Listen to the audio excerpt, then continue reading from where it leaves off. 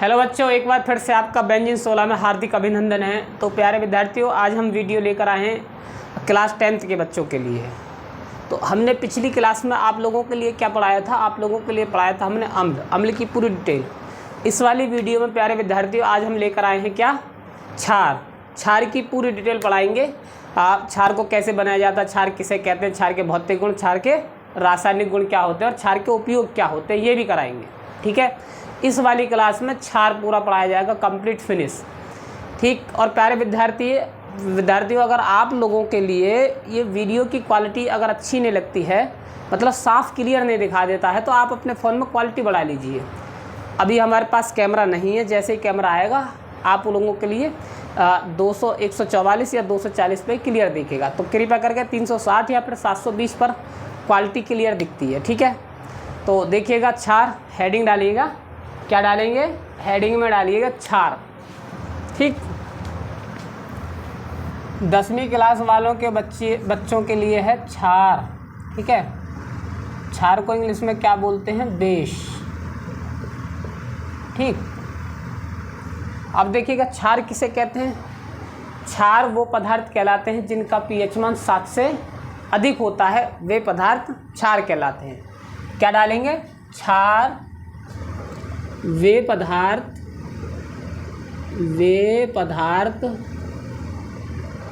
जिनका पीएच मान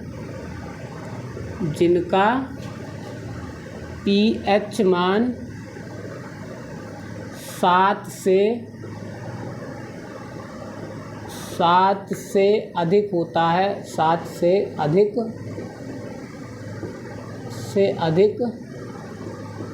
होता है,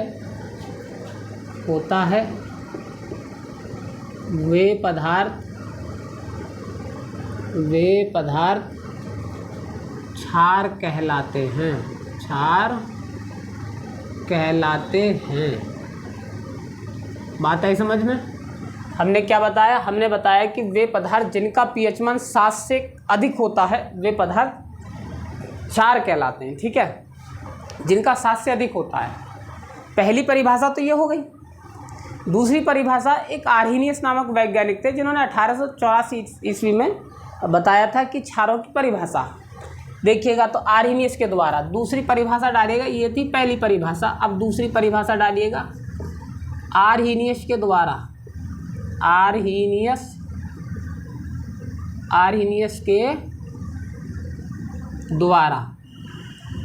आर्हीनियस के द्वारा। ठीक है, वे पदार्थ जिनको जल में घुलने पर OH- आयन देते हैं। ठीक है, क्षार वो पदार्थ होते हैं, या फिर वे पदार्थ, क्या लिखेंगे? वे पदार्थ जिनको जल में घोलने पर,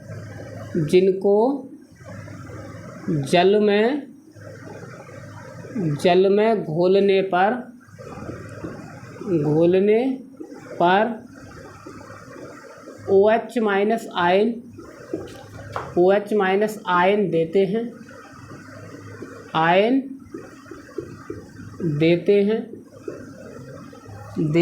हैं तथा यह स्वाद में खट्टे होते हैं।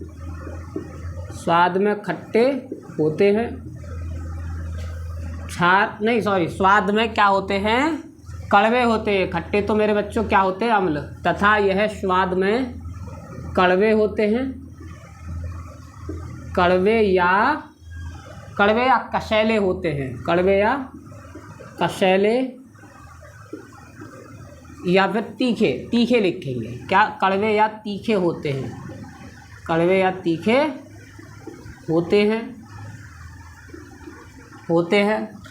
क्षार कहलाते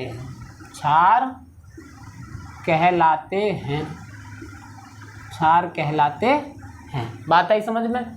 ये थी क्षार की परिभाषा। आर्हीनियस के द्वारा क्या थी? वे पदार्थ जिनको जल में घोलने पर OH- आयन देते हैं तथा यह स्वाद में कड़वे या तीखे होते हैं, क्षार कहलाते हैं। और वो सबसे आसान थी क्या? वे पदार्थ जिनका पीएच मान 7 से अधिक होता है वे पदार्थ क्षार कहलाते हैं। बात है समझ में, क्षार कहलाते हैं। अब क्षार दो प्रकार के होते हैं मेरे बच्चों। क्षार कितने प्रकार के होते हैं? दो प्रकार के। एक क्षार होता है क्या होता है क्षार? एक होता है प्रबल क्षार, एक होते हैं दुर्बल क्षार। क्षारों के प्रकार आगे हेडिंग डालेगा, क्या डालेंगे आगे हेडिंग में? क्षारों के प्रकार, ठीक है। तो इसमें क्या डालेंगे आप? क्षार निम्न दो प्रकार के होते हैं, निम्न दो प्रकार के क्षार निम्न दो प्रकार के होते हैं। बात आई समझ में? अब देखिएगा नंबर एक क्या? प्रबल क्षार। क्या है? प्रबल क्षार। प्रबल क्षार किसे कहते हैं? Strong base. अब देखिएगा इसको क्या बोलते हैं? वे क्षार जो जल में पूर्ण रूप से वियोजित हो जाते हैं। वियोजित मतलब घुल जाते हैं, ठीक है। तो क्या कैसे लिखेंगे? वे क्षार जो जल में पूर्ण रूप से घुल जाते हैं। घुल का मतलब क्या? वियोजित पूर्ण रूप से घुल मतलब वियोजित हो जाते हैं, क्षार कहलाते हैं। क्या कहलाते हैं? प्रबल क्षार कहलाते हैं। क्या कहलाते हैं? प्रबल क्षार कहलाते हैं। बात आई समझ में? अब देखिएगा जैसे में देखिएगा मेरे बच्चों, प्रबल क्षार कौन कौन से होते हैं? जैसे कि NaOH है, जैसे कि KOH है, जैसे कि BaOH का होल्टवाइज है, आदि। क्या लिखेंगे? आदि। बात आई समझ में? ये जो हैं सब क्या हैं? ये सब के सब हैं क्या? ये सब हैं प्रबल क्षार। बात आई समझ में? बात समझे नहीं समझे? आगे देखिएगा, आगे क्या होते हैं? दुर्बल क्षार। नंबर 2 क्या लिखेंगे? दुर्बल क्षार, ठीक है। इसको रब कर रहा हूँ मैं इतने को, आप लोग स्क्रीनशॉट ले लें, ठीक। आगे देखिएगा दुर्बल क्षार। क्या देखेंगे? दुर्बल क्षार किसको कहते हैं? वे क्षार जो जल में पूर्ण रूप से आयनित या वियोजित नहीं होते हैं उनको क्या कहते हैं? दुर्बल क्षार कहते हैं। नंबर 2 डालिएगा, दुर्बल क्षार।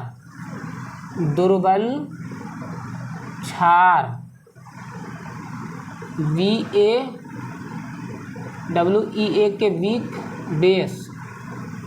Weak base. आता ही समझ में? अब देखिएगा दुर्बल क्षार, वे क्षार जो जल में पूर्ण रूप से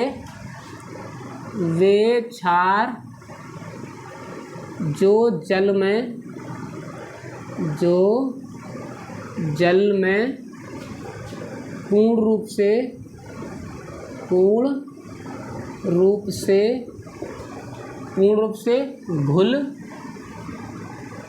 रूप से घुल या वियोजित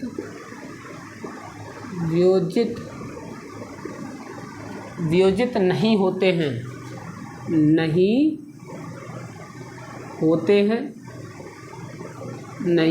हैं, क्या कहलाते हैं? दुर्बल क्षार कहलाते हैं। दुर्बल क्षार कहलाते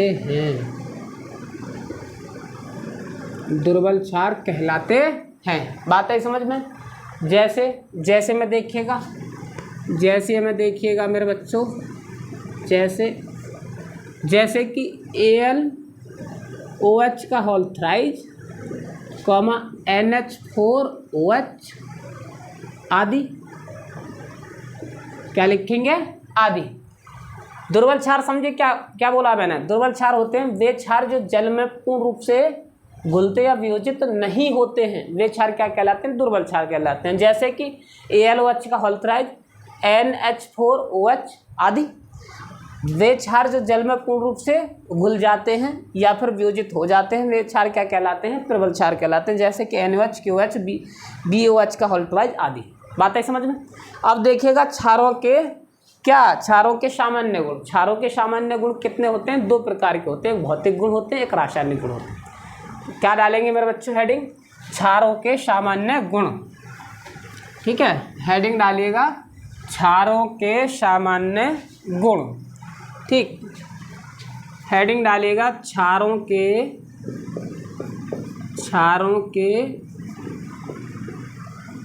सामान्य गुण। ठीक, देखिएगा तो क्षारों के सामान्य गुण नंबर 1 डालिएगा भौतिक गुण। क्या डालेंगे? क्षारों के भौतिक गुण, या भौतिक गुण ही रहने दो, भौतिक गुण। क्या डालेंगे? भौतिक गुण। ठीक है, फिजिकल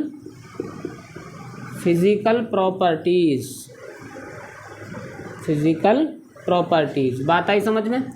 अब देखिएगा क्षारों के भौतिक गुण कैसे होते हैं वो देखिएगा। ठीक है, नंबर 1 में क्या लिखेंगे? इनका pH मान, यानी क्षारों का pH मान 7 से अधिक होता है। 7 से अधिक होता है।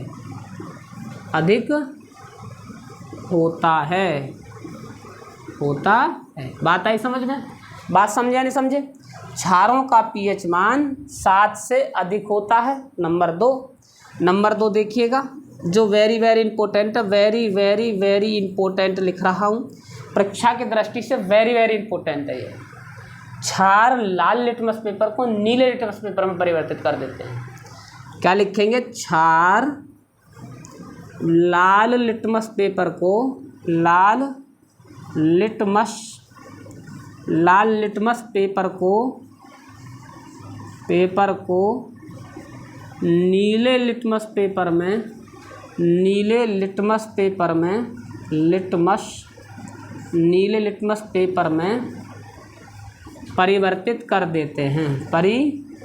परिवर्तित कर देते हैं। बात आई समझ में? बात समझे नहीं समझे? दूसरा नंबर क्या है? वेरी वेरी इंपॉर्टेंट है। क्षार लाल लिटमस पेपर को नीले लिटमस पेपर में परिवर्तित कर देते हैं। अम्ल क्या करते थे? अम्ल करते थे नीले लिटमस पेपर को लाल लिटमस पेपर में। मैंने उसकी ट्रिक बताई थी। क्या बताई थी? अनल। उसकी ट्रिक क्या बताई थी मैंने? अनल। ठीक है, अब नंबर 3 देखिएगा, क्षार स्वाद में। क्या लिखेंगे? क्षार स्वाद में कड़वे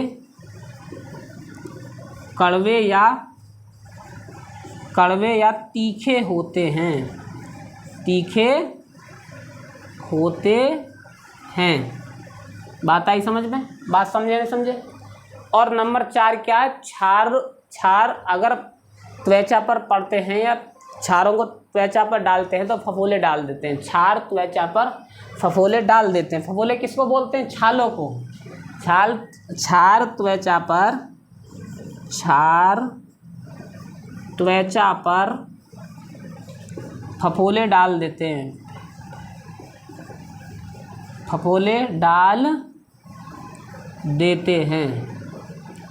डाल देते हैं। बात आई समझ में? बात समझे नहीं समझे? मेरे प्यारे विद्यार्थी, आप लोग हमेशा एक बात याद रखना कि जो मैं पढ़ा रहा हूँ आप इसके नोट्स बनाते रहना। मैं 100% कहता हूँ कि बोर्ड वाले बच्चों के लिए निश्चित तौर से 90-95 नंबर कहीं नहीं गए। आप मेरा पढ़ाया हुआ पढ़ेंगे तो पक्का 100% वो ही आएगा। निश्चित तौर से मैं गारंटी देता हूँ आपको। बस आपको एक तरफ से नोट्स बनाना है। बात है समझ में? और बार बार महीना में 1-2 बार ये वीडियो देखते रहनी है आपको। बात है समझ में? ये हैं क्षारों के भौतिक गुण। क्षारों के क्या हैं ये? भौतिक गुण। ठीक है, और 5 में लिख सकते हैं, क्षार साबुन के समान क्या होते हैं? चिकने होते हैं। क्षार साबुन के समान चिकने होते हैं। ठीक है, नंबर 5 लिखना चाहो तो लिख सकते हो, क्षार साबुन के समान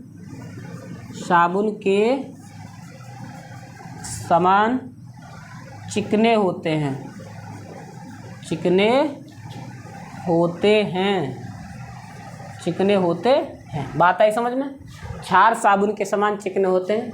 मेरे प्यारे विद्यार्थी, ये सभी नंबर आप लोगों के समझ में आए होंगे। क्षारों का पीएच मान 7 से अधिक होता है। क्षार लाल लिटमस पेपर को नीले लिटमस पेपर में परिवर्तित करते हैं। क्षार स्वाद में कड़वे या तीखे होते हैं। क्षार त्वचा पर फफूंदे डाल देते हैं। क्षार साबुन के समान चिकने होते हैं। बात आई समझ में?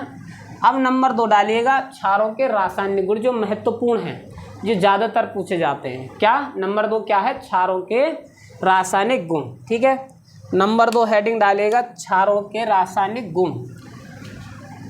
इसका आप स्क्रीनशॉट ले लेना, देखिएगा क्षारों के रासायनिक गुण।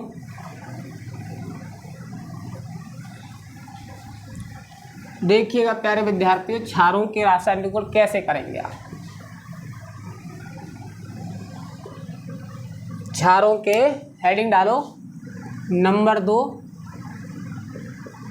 क्षारों के रासायनिक गुण। क्षारों के रासायनिक गुण। बात आई समझ में? ठीक। नंबर 1 देखिएगा, क्षारों के रासायनिक गुण में आपसे पूछ लेगा नंबर 1 धातुओं के साथ क्रिया। धातुओं के साथ क्रिया। ठीक है, धातुओं के साथ क्रिया। तो क्वेश्चन में कैसे पूछेगा कि वो पूछेगा बोर्ड में 2 नंबर में पूछ सकता है कि क्षार धातुओं के साथ क्रिया करके क्या देते हैं, समीकरण दीजिए। बात आई समझ में? क्षार धातुओं के साथ क्रिया करके क्या देते हैं, समीकरण दीजिए। तो आपको कैसे देनी है, देखिएगा। क्षार धातुओं के साथ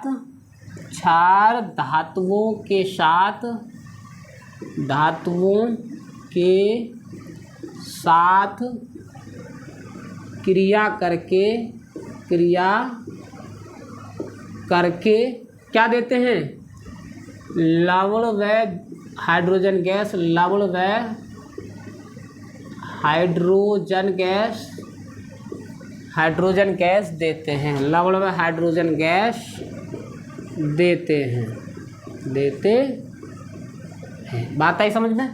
क्षार धातुओं के साथ क्रिया करके लवण व हाइड्रोजन गैस देते हैं। अब देखिएगा रिएक्शन, देखिएगा कोई भी क्षार ले लो आप, कोई भी क्षार मतलब कैसे, धातु क्या लेते हैं हम, धातु मान लीजिएगा Zn ले लो, धातु Zn है, Zn क्रिया NaOH के साथ करा दें, 2 से मल्टीप्लाई कराओ, बनेगा क्या, Na2ZnO2 प्लस के H2।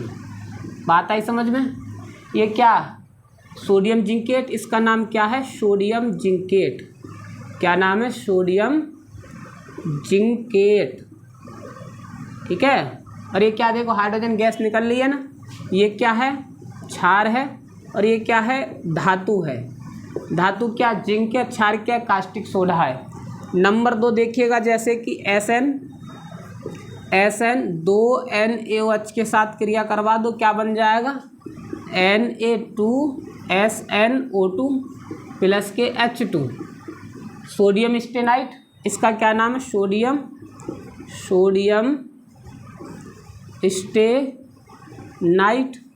स्टेनाइट। ये क्या है आपका क्षार, और ये क्या है, धातु। ये क्या है, धातु। ये क्या क्षार, ये क्या धातु। तो मेरे प्यारे विद्यार्थियों, धातुओं के साथ क्रिया करके क्षार क्या देती हैं, इस प्रकार की देती हैं। इस प्रकार आप 2 उदाहरण दे सकते हैं बस। और क्या देती है, देखो हाइड्रोजन दे रही है और लवण दे रहा है, देखो हाइड्रोजन और लवण दे रही है। बिल्कुल मैं रफ कर रहा हूँ, इसको नोट कर लेना, स्क्रीनशॉट ले लो। आगे देखिएगा कैसे करेंगे। आगे देखिएगा, नंबर 2 डालिएगा, धातु ऑक्साइडों के साथ क्रिया। क्या डालेंगे, धातु ऑक्साइडों के साथ क्रिया। नंबर 2 धातु ऑक्साइडों के साथ क्रिया। धातु ऑक्साइडों के साथ क्रिया। धातु ऑक्साइडों के साथ क्रिया। ठीक है, तो उसमें लिखिएगा, क्षार धातु ऑक्साइडों से क्रिया करके क्या लिखेंगे, क्षार धातु ऑक्साइडों के साथ क्रिया करके, ऑक्साइडों, धातु ऑक्साइडों से क्रिया करके,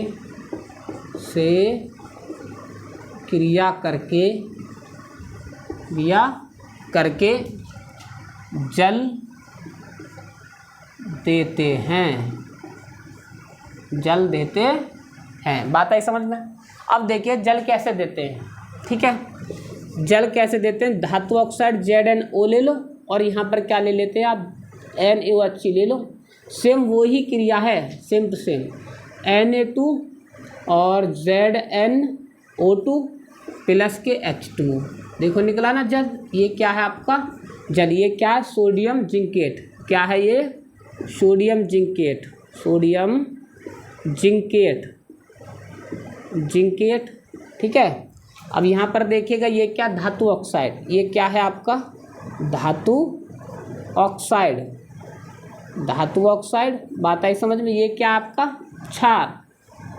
सेम वही क्रिया आप जो है टिन के साथ कर सकते हैं। किसके साथ, SnO के साथ 2NaOH है, और ये क्या है, क्षार है। और ये क्या है, ये क्या है, धातु ऑक्साइड है मेरे बच्चों। क्या है ये, धातु ऑक्साइड। बात आई समझ में। ये क्या आपका धातु ऑक्साइड, इसके साथ क्रिया करवाएंगे तो क्या बनेगा, Na2SnO2 प्लस के H2। ये क्या बन गया देखो जल। और ये क्या बन गया, सोडियम स्टेनाइट। क्या है, सोडियम स्टेनाइट। बात आई समझ में। सोडियम स्टेनाइट, बात समझे या नहीं समझे। इस प्रकार करता है, क्षार धातुओं के साथ क्रिया करके इस प्रकार के देता है यौगिक, ठीक है। आगे देखिएगा मेरे बच्चों, इसका स्क्रीनशॉट ले लो, मैं इसको रफ करने वाला हूँ। इसका आप स्क्रीनशॉट ले लीजिएगा, मैं रफ करने वाला हूँ, ठीक है। आगे लिखिएगा क्षारों की अम्लों के साथ क्रिया। ये वेरी वेरी इंपॉर्टेंट क्रिया है। ये क्रिया क्या कहलाती है, उदासीनीकरण अभिक्रिया कहलाती है। क्या कहलाती है, उदासीनीकरण अभिक्रिया कहलाती है। ये बहुत ही ज़्यादा महत्वपूर्ण है, ठीक है, ये सबसे ज़्यादा महत्वपूर्ण है। देखिएगा किसके साथ क्रिया, किसके साथ, अम्लों के साथ क्रिया। क्या लिखेंगे, नंबर 3, अम्लों के साथ क्रिया, अम्लों के साथ क्रिया, अम्लों के साथ क्रिया, ठीक है। तो हेडिंग ये है, देखिएगा ये वेरी वेरी इंपॉर्टेंट डाल लो, इसको सबसे ज़्यादा पूछा जाता है, वेरी वेरी इंपॉर्टेंट, इस क्रिया को सबसे ज़्यादा पूछा जाता है। तो क्या लिखेंगे, क्षार अम्लों के साथ क्रिया करके, क्षार अम्लों के साथ क्रिया करके, अम्लों के साथ क्रिया करके, साथ क्रिया करके लवण व जल देते हैं, लवण व जल देते हैं। यह क्रिया उदासीनीकरण क्रिया कहलाती है। क्या, उदासीनीकरण, यह क्रिया उदासीनीकरण क्रिया कहलाती है, क्रिया कहलाती है। बात आई समझ में। यह क्रिया उदासीनीकरण क्रिया कहलाती है। बात समझे या नहीं समझे, बात समझ में आई। वेरी वेरी इंपॉर्टेंट है। इस क्रिया को हम क्या बोलते हैं, उदासीनीकरण क्रिया बोलते हैं। क्या बोलते हैं, उदासीनीकरण क्रिया बोला जाता है। अब देखिएगा इसकी हेडिंग, मतलब क्रिया कैसे होगी। मान लीजिए कि जैसे कि HCl है, ये क्या है आपका अम्ल है, हाइड्रोक्लोरिक अम्ल ही तो है। ये अम्ल वाली आप क्लास में जाकर देखना, मैंने जस्ट इसके पीछे वाली जो अम्ल वाली क्लास है मेरे बच्चों, वो मैंने आप लोगों के लिए कराई है। उस वाली क्लास में जाकर देख लेना। अम्ल मैंने बहुत सारे पढ़ाए हैं, पदार्थों में अम्ल पढ़ाए हैं, और इधर जो है जो रासायनिक जो यौगिकों में जो अम्ल होते हैं वो अम्ल पढ़ाए मैंने। 2 प्रकार के अम्ल पढ़ाए हैं, आप जाके देख लेना, ठीक है। देखिएगा मेरे बच्चों, देखिएगा अम्ल है ये, NaOH के साथ क्रिया होगी तो क्या देगा, ये देगा NaCl और प्लस के H2O। ये क्या है, जल, और ये क्या है, लवण, और ये क्या है, क्षार। बात आई समझ में। आगे देखिएगा, आगे देखिएगा जैसे कि H2SO4 है, H2SO4 है, इसकी क्रिया किसके साथ कराते हैं, QH के साथ। ये क्या है, ये क्षार है, और ये क्या है, ये अम्ल है। 2 से क्रिया करेंगे तो क्या बन जाएगा, K2SO4 प्लस के H2O। ये क्या है आपका, ये है जल, और ये क्या है आपका, ये क्या है, लवण। बात आई समझ में, क्या है ये, लवण। बात समझे या नहीं समझे। तो क्षार अम्लों के साथ क्रिया करके ये चीज़ बनाते हैं। क्षार क्या बनाते हैं, अम्लों के साथ क्रिया करके लवण और जल बनाते हैं। इस पूरी प्रक्रिया को क्या बोलते हैं, उदासीनीकरण। उदासीनीकरण अभिक्रिया, उदासीनीकरण अभिक्रिया। ये भी पूछ ली जाती है 1 नंबर की इम्पोर्टेंट अभिक्रिया। ये भी कि उदासीनीकरण अभिक्रिया किसे कहते हैं। तो उदासीनीकरण अभिक्रिया किसे कहते हैं, वे अभिक्रिया जो अम्ल और क्षार के द्वारा होती हैं, वे क्रिया क्या कहलाती है, उदासीनीकरण अभिक्रिया कहलाती है। बात आई समझ में मेरे बच्चों, बात समझ में आई या नहीं आई।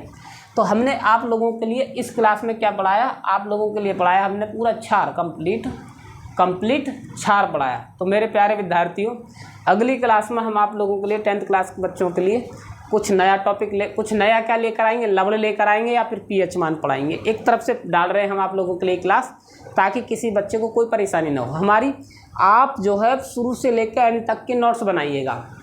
मैं निश्चित तौर से दावे के साथ कह सकता हूँ आप 90-95 नंबर ला सकते हैं निश्चित तौर से, अगर आपकी राइटिंग अच्छी है और राइटिंग के मेरे अनुसार आप लिखते जा रहे हैं, नोट्स बनाते जा रहे हैं, आप ऐसे पेपर में करके आएंगे तो निश्चित तौर से 90-95 नंबर लाएंगे। तो प्यारे विद्यार्थियों, जिन बच्चों के लिए इसमें वीडियो में क्वालिटी ठीक नहीं दिख रही है, वो क्वालिटी बढ़ा ले अपने फ़ोन की, ठीक है। तो प्यारे विद्यार्थी, आज के लिए इतना ही काफ़ी, मिलते हैं अगली वीडियो में, तब तक के लिए धन्यवाद।